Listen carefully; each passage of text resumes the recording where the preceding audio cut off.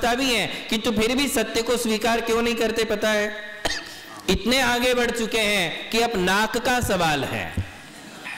काय का सवाल है?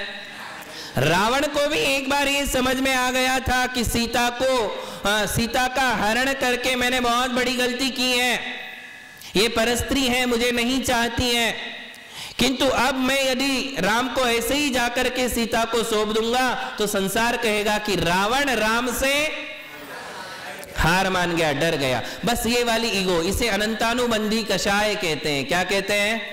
ये जो ईगो है ये अनंतानुबंधी है। वो अब आड़ा आ रहा है, समझ रहा है कि हम झूठ हैं, शास्त्र में ऐसा कहीं भी नहीं है और हमारे पास सच्चे तर्क भी नहीं है, किंतु हम इतने आगे बढ़ चुके हैं, बरसों से इस बात का विरोध कर रहे हैं, अब हम ही कैसे कह दे कि ये हो सकता है?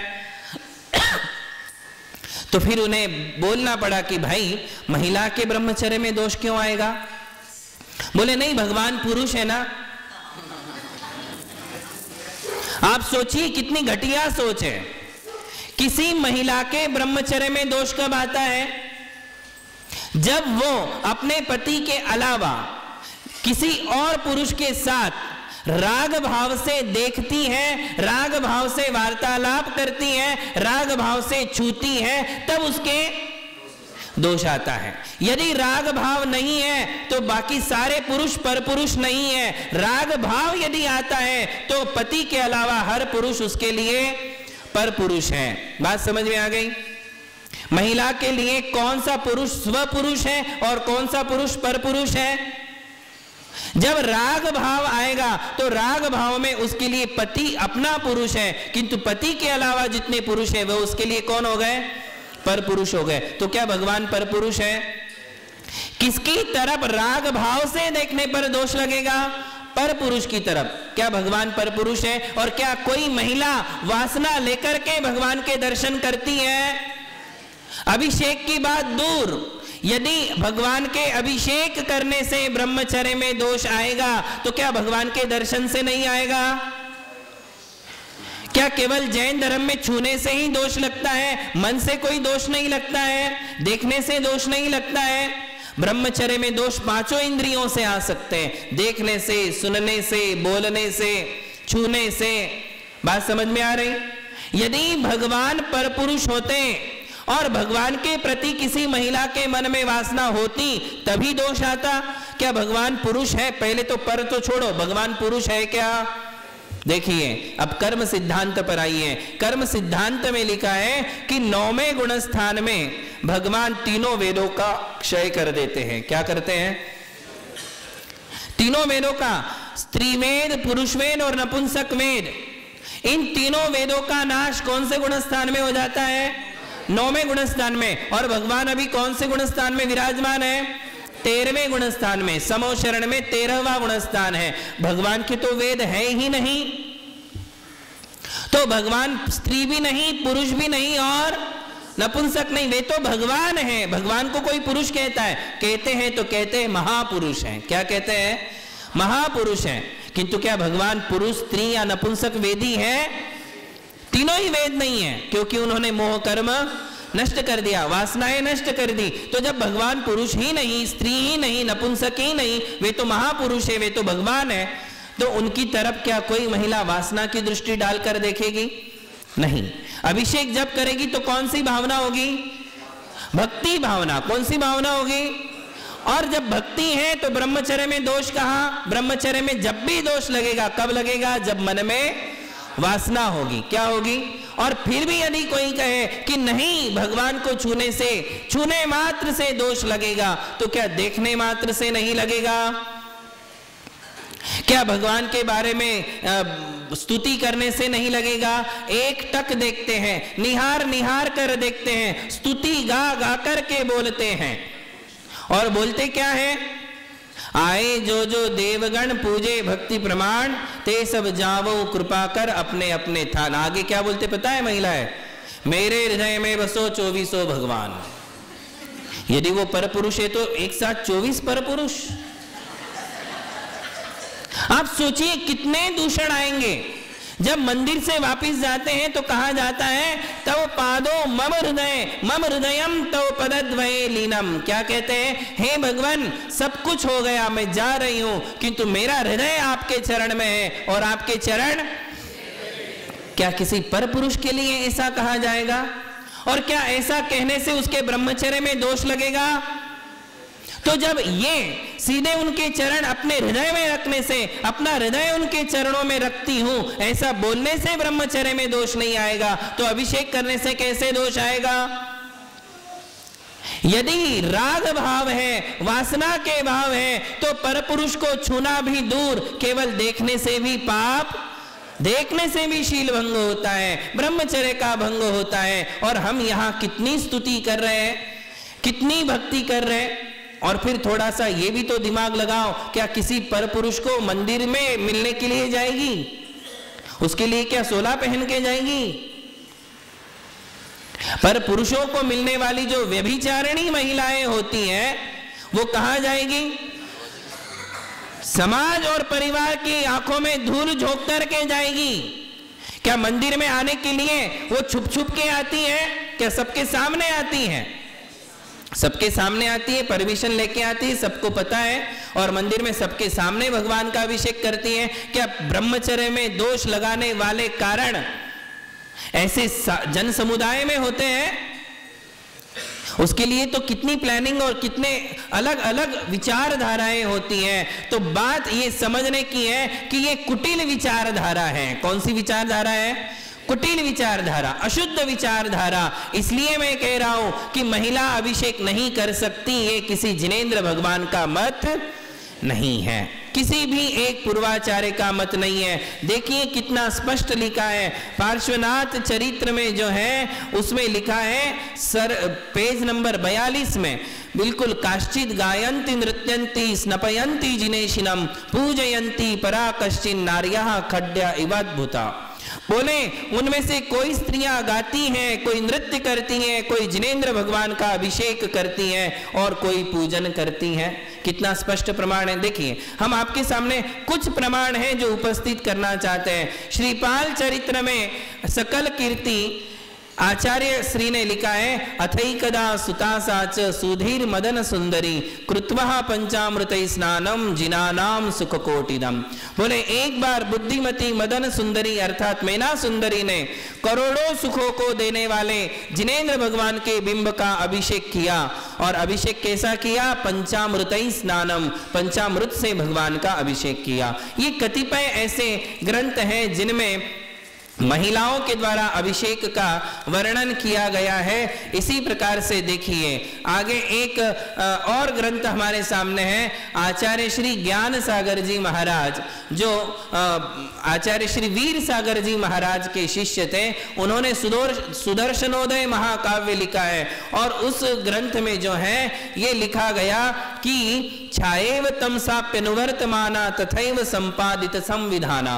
बोले सुदर्शन के साथ मनोरमा भी छाया के समान उसका अनुकरण करती रही, ये इस ग्रंथ में लिखा है। उसके समान ही उसने भी उसके साथ अभिषेक, पूजन, स्तवन आदि सारे विधान संपादित किए, ये इस ग्रंथ का है। इसी प्रकार आदि पुराण के पेज नंबर 368 पर लिखा है कि सुलोचना ने तत्प्रतिष्ठाभिषेकांते महापूजा प्रकुर्वती, जिनेंद्र भगवान की रत्नमयी बहुत सी प्रतिमाएं बनवाई और उसका उस संबंधी अभिषेक करने के बाद प्रतिमाओं की महापूजा वो रोज करती थी। इसके अलावा उसी आदि पुराण में पेज नंबर 460 पर लिखा गया है कि हिरण्यवर्मा और प्रभावती किसी समय दशमी तिथि के दिन सिद्धकूट के चैत्यालय में गए और वहां उन्होंने भगवान का अभिषेक किया। इसी प्रकार ये चंद्रप्रभ चरित्र का वर्णन है, उसमें भी लिखा गया है कि राजा ने अपनी पट्ट रानी के साथ 8 उपवास किए और 8 दिन जगत विजयी जिनेंद्र देव की बड़ी भारी पूजा की। इसके पश्चात इष्ट सिद्धि के लिए स्नानम समीहित निमित्त मतः सहितोग्र देव्या, उसने अपने अग्र देवी के साथ जिनेंद्र भगवान की प्रतिमा का अभिषेक किया। ये चंद्रप्रभ चरित्र है। इसी प्रकार जो है जिनदत्त चरित्र में गुणभद्र आचार्य श्री ने लिखा कि सेठानी जीवन जसा ने सेठ के साथ भगवान का बहुत ही भक्ति भाव और वैभव पूर्वक अभिषेक किया। आदि आदि सारे प्रमाण हमारे शास्त्रों में हैं। बताइए आप, अब इसके अलावा और क्या कह सकते हैं? सारे तर्क हमारे पूर्वाचार्यों की सिद्धि करने वाले हैं, प्रमाण हमारे पास है। कोई एक तो शास्त्र हो जिसे इतना जोर शोर से कहा जा रहा है। देखिए, एक बात और स्पष्ट कर दूं कि जिस मंदिर में जो परंपरा है उस मंदिर की परंपरा का निर्वहन करें। भारतवर्ष में दोनों प्रकार के मंदिर हैं। किसी मंदिर में महिला अभिषेक कर सकती हैं और किसी मंदिर में महिला अभिषेक नहीं कर सकती हैं। उस मंदिर के कार्यकर्ताओं ने, ट्रस्ट कार्यकारिणी ने यदि ये नियम वहां लागू किया है, वहां का यदि कॉन्स्टिट्यूशन ही ऐसा है कि महिलाएं अभिषेक नहीं कर सकती है, तो वहां जाकर अभिषेक करने की आवश्यकता नहीं है। वहां महिलाओं ने ये हट नहीं करना कि हमें अभिषेक करना है, क्योंकि उस मंदिर की परंपरा नहीं है। आर्ष परंपरा, शास्त्र परंपरा, आगम परंपरा अलग है, किंतु किसी मंदिर विशेष में यह नियम ही है कि यहां नहीं कर सकती तो वहां नहीं करना चाहिए। किंतु जिस मंदिर में अभिषेक कर सकती है वहां किसी ने जाकर के मना नहीं करना चाहिए। ये एक जो है संतुलन की बात है और एक सामंजस्य की बात है कि जिस मंदिर में जो परंपरा है उस परंपरा का निर्वाह किया जाए। हम उस मंदिर के लिए कह रहे हैं जिन मंदिरों में प्राचीन काल से ही महिलाएं अभिषेक कर सकती हैं, करती आ रही हैं, उस मंदिर में जाकर के किन्हीं भी विद्वानों ने या किन्हीं भी जो है साधु आदि ने जाकर के वहां महिलाओं के लिए विरोध करना उचित नहीं है। वहां की परंपरा है, वहां महिलाओं को अभिषेक करने दो। ये आज सबसे अच्छा समन्वय है कि जिस मंदिर में जो होता है वहां वो करें। किंतु जिसे शास्त्र सीखना है, जिसे शास्त्र देख करके अपनी जो बैठी हुई ऐसी मान्यताएं हैं कि वो मान्यताएं उन्हें शास्त्रों से टैली करना है, तो उन्होंने शास्त्र देख लेना चाहिए कि भाई शास्त्र में क्या लिखा है, करना चाहिए या नहीं करना चाहिए। किंतु किसी भी विद्वान ने इस बात पर जोर देना कि नहीं ही कर सकती है और उसके लिए अपने तर्क प्रस्तुत करना, तो तर्क के पहले उन्होंने प्रमाण प्रस्तुत करना चाहिए। कोई एक पूर्वाचार्य का प्रमाण दिखा दो, जैसे हमने आपके सामने 5-6 प्रमाण दिखाए, कोई एक तो प्रमाण दिखा दो कि इसमें लिखा है कि महिला अभिषेक नहीं कर सकती है। तो जब आपके पास शास्त्र ही नहीं है तो बिना सिर और पैर की बातें क्यों, निराधार बातें क्यों, समाज को भटकाने की बातें क्यों? और अपने अपने मंदिर और गांवों की परंपरा पालो। किंतु देखिए, जब गोमटेश्वर का बाहुबली भगवान का अभिषेक आता है तो वहां जाकर के सब अभिषेक कर लेते हैं, है कि नहीं, करते हैं कि नहीं? अनेक बातें हैं, तर्क देने वाले अनेक तर्क देते। कोई कहता है कि महिला सिर से स्नान नहीं करती है। अरे नहीं करती तो क्या हुआ, फिर आहार दान वाली बात आ जाएगी। फिर आहार दान क्यों दिया? स्नान भी 5 प्रकार का है, घुटने तक, कमर तक, कंधे तक, पूरे सिर तक और एक केवल पैर तक होता है। तो उसमें से महिलाओं के लिए यह प्रावधान है कि वो कंधे तक स्नान करके भी भगवान का अभिषेक और गुरुओं के लिए आहार दान देने के लिए योग्य है।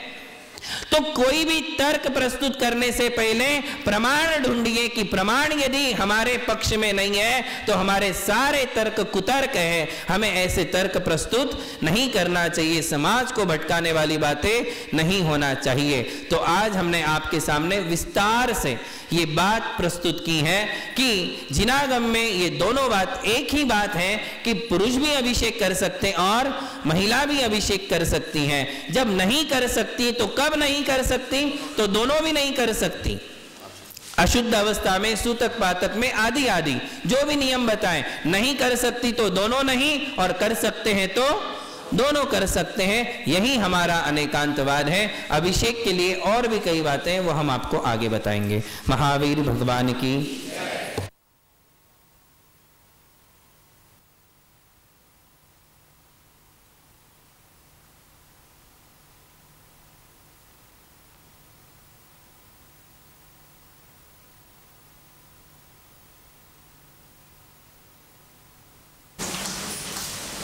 भगवान के अभिषेक क्रिया की चर्चा चल रही है।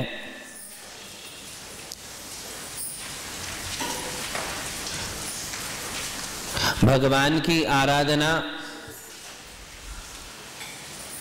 उनकी भक्ति गृहस्थों के लिए एकमात्र ऐसा कारण है जो संसार के अनंत दुखों से छुड़ा सकती है। एकापि समर्थेयम जिन भक्तिम दुर्गतिम निवारयितुम पुण्यानि च पूरयितुम दातुम मुक्ति श्रियम कृतिनः। पूज्यपाद आचार्य श्री ने समाधि भक्ति में यह बात कही कि एकापि समर्थेयम जिन भक्तिम दुर्गतिम निवारयितुम, दुर्गतियों का निवारण करने के लिए जिनेंद्र भगवान की भक्ति एकमात्र पर्याप्त कारण है। मनुष्य के पास अनेक उपलब्धियां हैं, आप अपने उपलब्धियों के बल से सब कुछ कर सकते हो, जहां चाहो वहां जा सकते हो, पैसा है, संपत्ति है, जो चाहे खरीद सकते हो, जैसे चाहे वैसे कपड़े पहन सकते हो, जैसा चाहो वैसा घर बना सकते हो, जितनी सुविधाएं चाहिए उन सारी सुविधाओं को आप इकट्ठा कर सकते हो, चाहे जैसी गाड़ी आप खरीद सकते हो, चाहो जहां आप घूमने जा सकते हो, देख सकते हो। सब कुछ करने के बाद भी आपके धन में, आपकी संपदा में इतनी शक्ति नहीं है कि वो आपके लिए अगले जन्म में दुर्गतियों में जाने से रोक सके। आप धन के बल पर सब कुछ कर सकते हो, किंतु आपके धन के वश में ये बात नहीं है कि वो आपके लिए दुर्गतियों में जाने से रोक ले। संपत्ति के बलबूते कोई स्वर्ग और मोक्ष की यात्रा नहीं कर सकता है। संपत्ति के बलबूते कोई नरक और तिर्यंच गतियों का निवारण नहीं कर सकता है। जब असाता कर्म का उदय आएगा तो असाता कर्म का निवारण, असाता कर्म का निवारण संपत्ति के बलबूते नहीं हो सकता है। एकापि समर्थेयम, 4 गति और 84 लाख योनियों में से नरक और तिर्यंच जैसी खतरनाक दुर्गतियों का निवारण करने में केवल एकमात्र कौन सहायक है? भक्ति सहायक है। पैसे के बलबूते सब कुछ पालो, सब कुछ कर लो, किंतु अंत में मरण के समय तुम्हारा धन तुम्हारे लिए समाधि मरण में सहायक नहीं, बाधक जरूर हो सकता है। क्या हो सकता है? सहायक नहीं बन सकता है। अच्छे अच्छे लोग मृत्यु के समय में जिनेंद्र भगवान की शरण को प्राप्त नहीं कर पाते हैं, गुरुओं की शरण को प्राप्त नहीं कर पाते हैं, सज्जनों की, धर्मात्माओं की टोली को प्राप्त नहीं कर पाते हैं। पैसा अमाप है, अथाह संपत्ति के धनी थे, खूब रंग संग उन्होंने अपने जीवन में देखे, सारे भोग उन्होंने भोगे, किंतु मृत्यु के समय नमोकार सुनाने वाला कोई साथ में नहीं रहा। अस्पताल भिजवाने वाले बहुत मिल जाएंगे, किंतु गुरुओं के, यतियों के समूह में ले जाने वाले इस संसार में उन्हीं भाग्यवानों को मिलते हैं जिन्होंने जीवन भर भगवान की भक्ति की है। जो भगवान की जीवन भर भक्ति करेगा, समाधि मरण में अपने आप उसके लिए ऐसे साधन मिल जाएंगे, ऐसे लोग मिल जाएंगे कि वे लोग उनके लिए समाधि मरण में साधक, ऐसे कारण निमित्त जुटा देंगे। अपने आप आपके लिए साधुओं का सानिध्य मिल जाएगा। नहीं मालूम, अभी तक ऐसा कोई चांस नहीं था कि महाराज श्री मिल जाए, किंतु मृत्यु के दिन बराबर कहीं ना कहीं से साधु आ जाते हैं और नमोकार उन्हीं के मुखारविंद से सुनने को मिल जाता है। ये किसका प्रभाव है? भक्ति का प्रभाव है। और जिन्होंने अपने जीवन में भक्ति रूपी संपत्ति इकट्ठी नहीं की है, वे लोग मरने के लिए भारत के बाहर चले जाते हैं। उन लोगों के निमित्त ही ऐसे मिलते हैं। वे आउट ऑफ स्टेट चले जाएंगे, आउट ऑफ इंडिया चले जाएंगे, इतनी दूर चले जाएंगे जहां धर्म का नामो निशान नहीं है, जहां भगवान के कोई दर्शन नहीं, जिनवाणी का कोई श्रवण नहीं, नमोकार सुनाने वाला कोई नहीं है। ऐसी जाके जाकर के उनके लिए मृत्यु घेरती है। इसलिए ध्यान रखना, संपदा सब कुछ नहीं दे सकती है, संपदा हमारे लिए अच्छा जन्म नहीं दे सकती है, संपदा हमारे लिए अगला अच्छा कुल नहीं दे सकती है, वो हमारे लिए अगले जन्म में पुनः धर्म के साधन जुटा करके नहीं दे सकती हैं। संपदा में इतनी शक्ति नहीं है। वो हमारी गति बिगाड़ सकती हैं। क्या कर सकती हैं? ये धन, ये संपत्ति, ये परिवार, ये कंचन और कामिनी जिनके बीच में हम आज घिरे हुए हैं, ये हमारी गति को बिगाड़ सकते हैं, गति को सुधार नहीं सकते। गति को कौन सुधार सकता है? केवल भगवान की भक्ति सुधार सकती है। दुर्गतिम निवारयितुम, दुर्गति से निवारण करने के लिए भगवान की भक्ति एकमात्र पर्याप्त है। पुण्यानि च पूरयितुम, हमारी आत्मा में पुण्य की अथाह राशि इकट्ठी किसके माध्यम से हो सकती है? तो केवल भगवान की भक्ति के माध्यम से। दातुम मुक्ति श्रियम कृतिना, और परंपरा से मोक्ष का कारण भी यदि कोई बनेगी तो कौन बनेगी? हमारी भक्ति। संपत्ति नहीं, संपत्ति नेक्स्ट जन्म में ही हमारे लिए बिगाड़ सकती है, और भगवान की भक्ति इस जन्म को भी सुधारेगी, अगले जन्म को भी सुधारेगी, और परंपरा से क्या दिलवाएगी?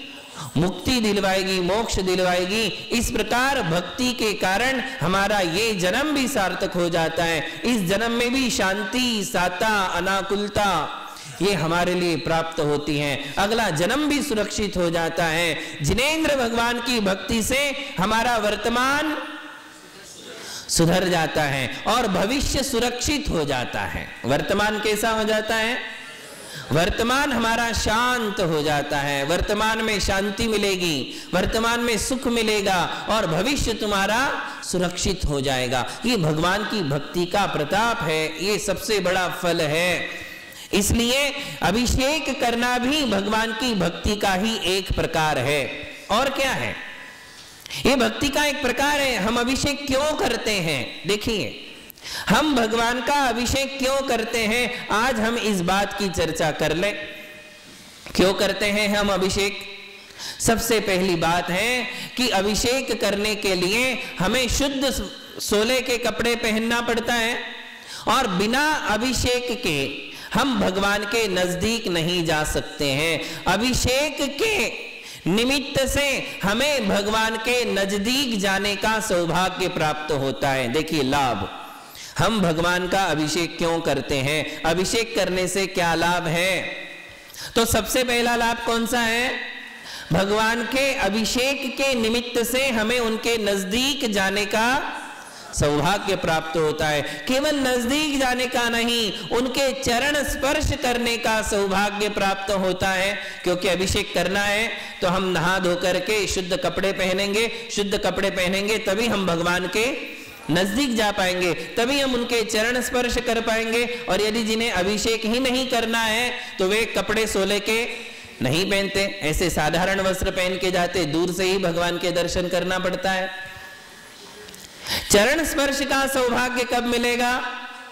जब आप अभिषेक का निमित्त बनाओगे। तो अभिषेक एक ऐसा निमित्त है जिसके कारण मुझे देवादिदेव जिनेंद्र भगवान के वीतराग चरण कमलों के स्पर्श करने का अवसर प्राप्त होता है। ये सबसे पहली उपलब्धि। भविष्य में क्या मिलेगा ये दूर की बात है, वर्तमान में मुझे क्या मिला? क्या मिला? इस संसार के सर्वश्रेष्ठ निर्विकार वीतरागी शुद्ध परमात्मा के चरण स्पर्श करने का मुझे सबसे बड़ा लाभ, पहली उपलब्धि मुझे इस अभिषेक के निमित्त से हुई। ये सबसे पहला लाभ है। दूसरा लाभ क्या है? एक तो नजदीक जाने का अवसर मिला, चरण स्पर्श करने का अवसर मिला। अभिषेक के निमित्त से दूसरा क्या लाभ है? दूसरा लाभ यह है कि मुझे अधिकतम समय भगवान के सानिध्य में रहने का अवसर मिला। ज्यादा देर, ज्यादा वक्त गुजारने का समय मुझे किसके निमित्त से मिला? यदि अभिषेक नहीं है तो हम क्या करके चले जाते हैं? दर्शन करके चले जाते हैं। दर्शन कर लेते, 3 परिक्रमा दे लेते, एक आध माला कर लेते, इससे ज्यादा क्या करते? 20 मिनट में आप बाहर हो जाते मंदिर जी के। किंतु भगवान का अभिषेक करना है तो अभिषेक करने के लिए हम मंदिर आएंगे, फिर स्नान आदि से शुद्ध होकर के शुद्ध कपड़े पहनेंगे, अभिषेक होने तक हम भगवान के नजदीक बैठे रहेंगे, अभिषेक प्रारंभ होगा, पूरा अभिषेक होगा, उसके बाद हम कितनी देर, अधिकतम समय गुजारने का समय हमारे लिए भगवान के अभिषेक के कारण मिलता है। ये दूसरा लाभ है। उतना समय आप ज्यादा रहे ना, और जितनी ज्यादा देर हम भगवान के सानिध्य में रहेंगे, भगवान जैसा बनने का हमारे लिए मौका प्राप्त होगा, भगवान के गुण हमारे अंदर आएंगे, भगवान की ऊर्जा हमारे लिए मिलेगी, भगवान के शुद्ध परमाणु हमसे टकराएंगे। ये साधारण बात नहीं है। ये जो भगवान की मूर्ति है, भगवान तो दूर की बात, भगवान की मूर्ति में कितना अतिशय है, उसमें कितने असंख्य मंत्र संस्कार हुए हैं, कितने मंत्रों का उच्चारण उसमें हुआ है, और उन सूरी मंत्र के द्वारा जो देवी देवता वहां उन भगवान के सानिध्य में आकर के रहते हैं, उन सब का सानिध्य मुझे उस समय प्राप्त होता है। भगवान की प्रतिमा में सारे संस्कार जीवन भर जीवंत रहते हैं।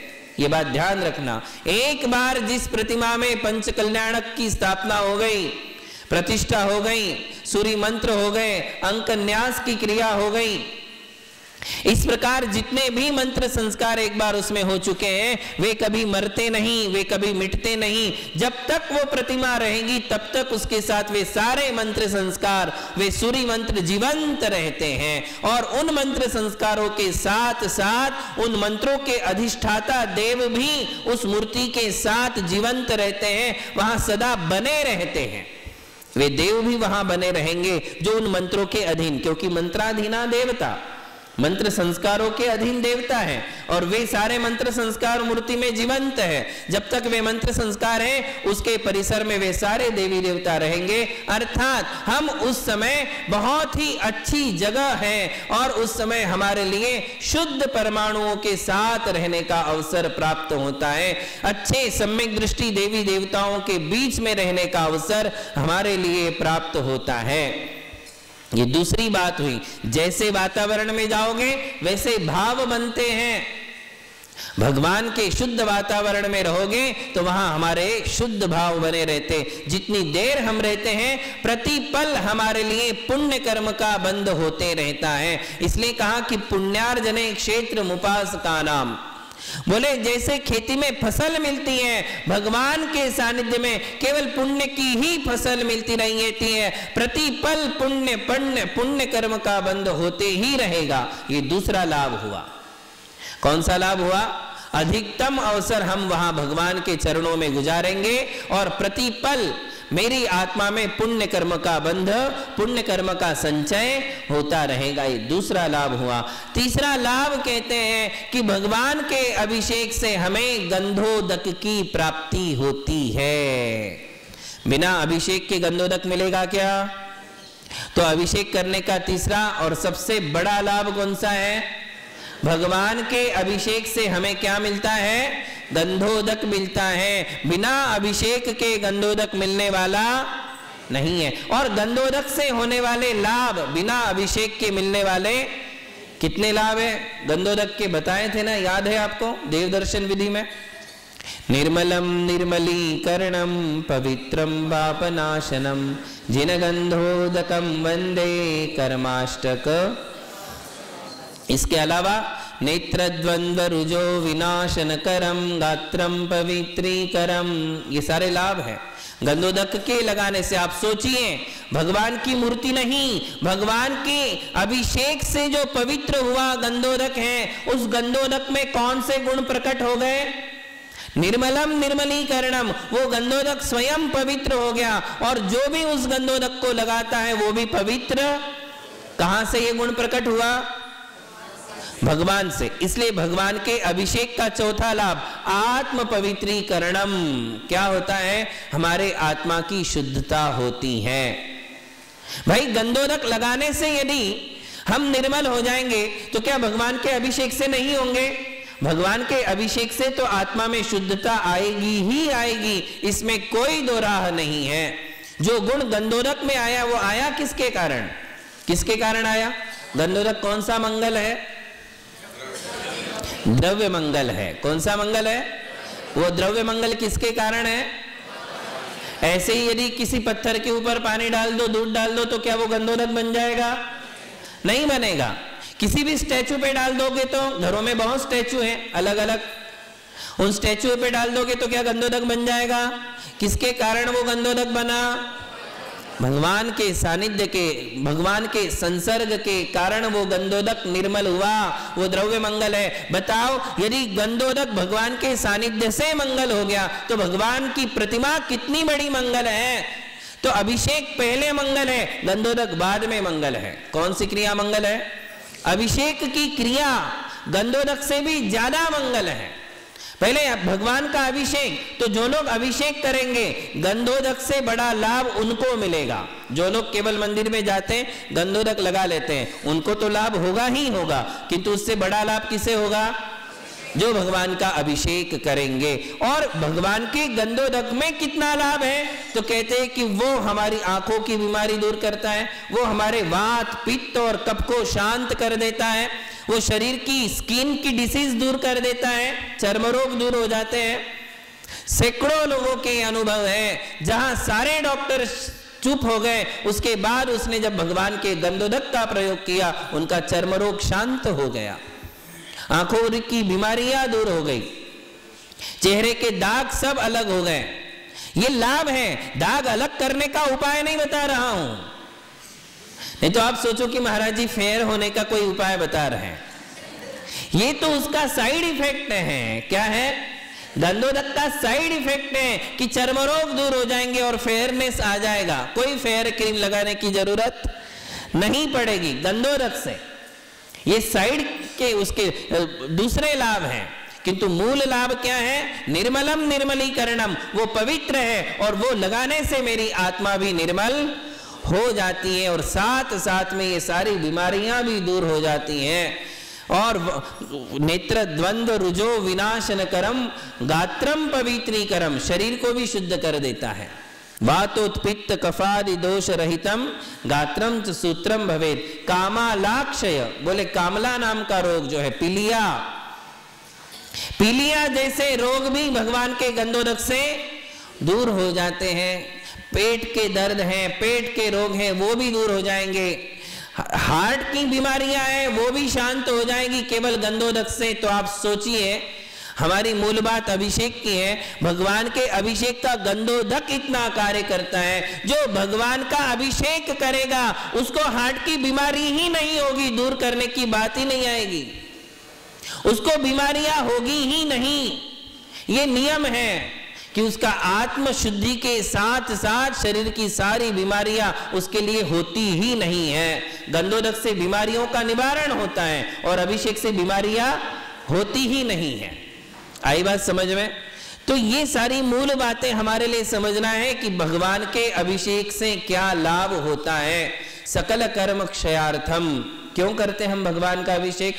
जैसे भगवान ने कर्मों के ऊपर विजय प्राप्त की है, वैसे मेरे लिए भी कर्मों के ऊपर विजय प्राप्त होती है। मैं भी कर्मों से ज्यादा बलवान बन जाता हूं। आज हमारी स्थिति क्या है? कर्म हमसे ज्यादा बलवान है। और हमें कौन सी स्थिति पैदा करना है? हमें कर्म से बलवान बनना है। हमारी आत्मा को कर्म से ज्यादा बलवान बनाओगे तभी कर्म का नाश कर पाओगे। कौन सी सेना दूसरी सेना पर विजय प्राप्त करती है?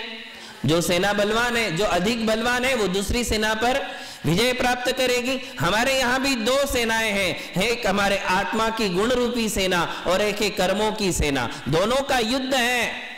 आज तक हम पराजित होते आए, आज तक हमें हार ही देखनी पड़ी, किंतु अब भगवान की शरण में है तो अब हमारी सेना जो है बलवान बनेगी और कर्म की सेना पर हम विजय प्राप्त करेंगे। इस प्रकार भगवान के अभिषेक से ये पारमार्थिक जितने भी हेतु है वो तो सिद्ध हो ही जाते हैं, किंतु इसके अलावा भी क्या कोई लाभ है? तो देखिए, एक जगह कहा, यस्यार्थम क्रियते पूजा तस्य शांतिर भवेत् सदा शांतिकम पुष्टिकम चैव सर्व कार्येषु सिद्धिदः। भगवान का अभिषेक, भगवान की पूजा में और क्या विशेषता है? बोले आत्मा को तो लाभ होगा ही, आत्मा की विशुद्धि जागेगी और कर्मों की निर्जरा होगी। साथ साथ क्या होगा? बोले जिस कारण से कोई व्यक्ति अभिषेक कर रहा है कभी कभी इष्ट सिद्धि के निमित्त भी अभिषेक किए जाते हैं, किसी कारण को लेकर के भी अभिषेक किए जाते हैं, उन कारणों में उसके लिए सिद्धि प्राप्त होती है। तस्य शांतिर भवेत् सदा, जो भगवान की अभिषेक पूजा वंदना करता है, तस्य शांतिर भवेत् सदा, उसके जीवन में अनंत शांति होती है, उसके जीवन में कलह नहीं होती है, उसके जीवन में आपदाएं नहीं होती हैं, उसके जीवन में विपदाएं नहीं होती हैं, उसके जीवन में बीमारियां नहीं होती हैं। अभिषेक का केवल लाभ बता रहा हूं कि भगवान के अभिषेक से क्या क्या लाभ है। तस्य शांतिर भवेत् सदा, ये पूर्वाचार्यों के वाक्य है कि उसके जीवन में शांति ही शांति होती है, किसी प्रकार की अशांति नहीं होती। शांतिकम पुष्टिकम चैव, भगवान की भक्ति, भगवान की आराधना, भगवान का अभिषेक कैसा है? शांतिकम पुष्टिकम चैव, बोले शांति भी होगी और पुष्टि अर्थात समृद्धि भी अपने आप बढ़ती जाती है। श्री केतनम वाग वनिता निवासम, जो लोग अभिषेक करते हैं उनके घर में लक्ष्मी अपना डेरा डाल देती हैं। क्या करती हैं? लक्ष्मी अपना डेरा डाल देती है। वाग वनिता निवासम, सरस्वती उनके घर में चहल पहल करने लग जाती है। दोनों काम दे दिए, दोनों लाभ बता दिए। श्री केतनम वाग वनिता निवासम, ये दोनों की तो आवश्यकता है, लक्ष्मी और सरस्वती। जो लोग भगवान के चरणों के भक्त होते हैं, निरंतर भगवान के चरणों का स्मरण करते रहते हैं और उनके अभिषेक पूजा आदि रूप से भक्ति करते हैं, उनके घर में लक्ष्मी भी डेरा डालती है और सरस्वती भी चहल पहल करने लग जाती हैं। दोनों की कृपा उनके घर पर, उनके परिवार पर बरसने लग जाती है। आप कहोगे कि ऐसा तो हम कर रहे, क्यों नहीं हो रहा? कहीं ना कहीं भक्ति में कमी है, कहीं ना कहीं विधि में कमी है। किसमें कमी है? केवल हम देखा देखी कर रहे होंगे, केवल हम जो है दूसरे के देखने से हम भी तैयार हो रहे होंगे।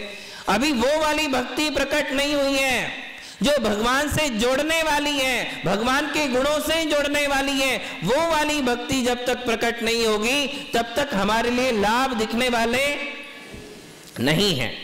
हमारे लिए यथार्थ क्रिया सीखनी पड़ेगी कि कैसे भगवान का अभिषेक करना चाहिए, क्या अभिषेक में बोलना चाहिए, क्या भाव उस समय हमारे होने चाहिए।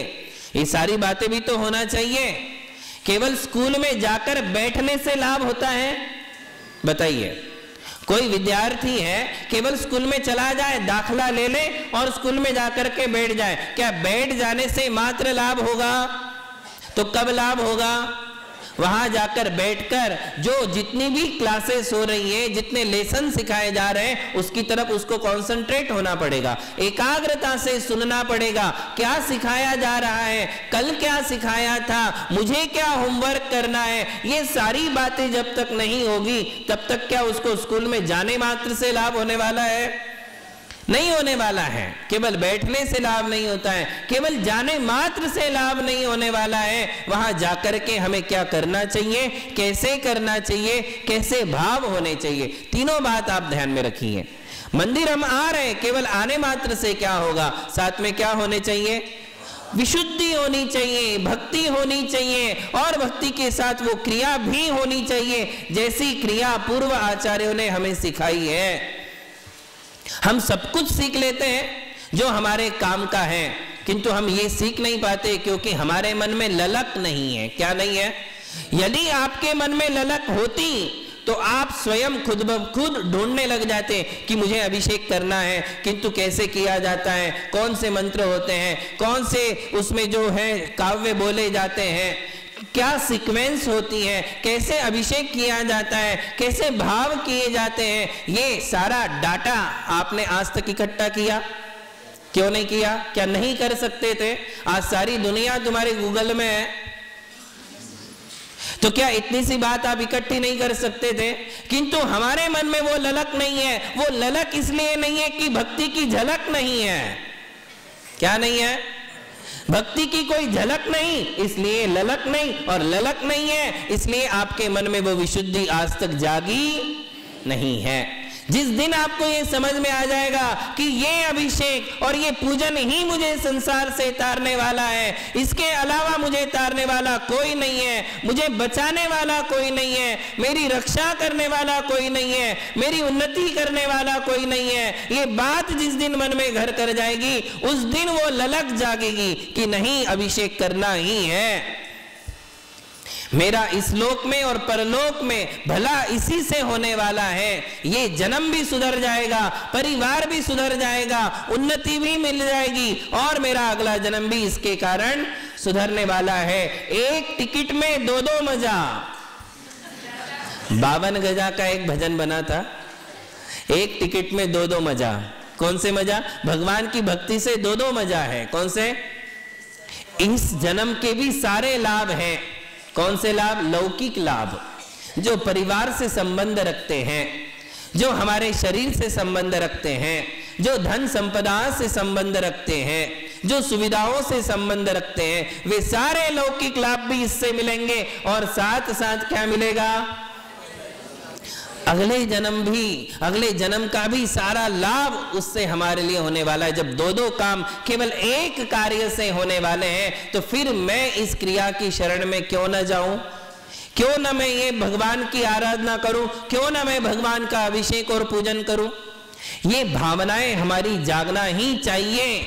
प्रतिदिन मंदिर तो जाना ही है, किंतु मुझे अभिषेक भी करना है। एक अगला कदम उठाइए। मंदिर तो हम जा रहे हैं और अब जाते जाते भाव भी बदल गए हैं। अब अच्छे से दर्शन भी करने लग गए हैं, विधि से दर्शन भी कर रहे हैं, मन भी अच्छा लग रहा है, किंतु अभी तक मेरे मन ने ये सोचा नहीं है कि इसके आगे भी मैं कुछ कर सकता हूं। कई लोग केवल इस विचार से रह जाते हैं कि मैंने इस बारे में सोचा ही नहीं, कि मुझे ये पता ही नहीं कि मैं भी ये कर सकता हूं, क्योंकि उसकी आंखों को आदत लग गई है कि दूसरे 4 लोग जो रोज अभिषेक करते उसे देखना, ये आदत है। किंतु इसके आगे उसने ये सोचा नहीं कि इस सीक्वेंस में, इस क्यों में मैं भी आ सकता हूं, मैं भी कर सकता हूं, और मैं करूंगा तो मुझे लाभ होगा, दूसरों के करने से मुझे लाभ होने वाला। आई बात समझ में?